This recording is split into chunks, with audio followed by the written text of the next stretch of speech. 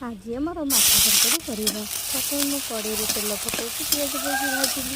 पिज टिके लाल होगा पर अदा रसुण पिज बटा को देदेली भल से कषिली। आज भाविली मु चुली रोषे करी चुली कले बारी के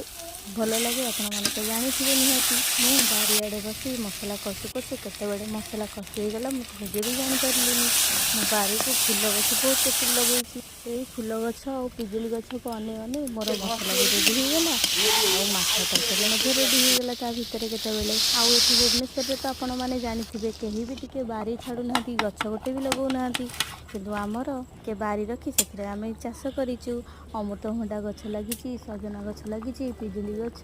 आंब गछ बेदना गछ मंदार फूल गेंडु फूल एमती विभिन्न प्रकार फूल फल गछ आम सब लगे या भितर मोर माछ तरकारी रेडी होगला। रहुची बाय जय जगन्नाथ।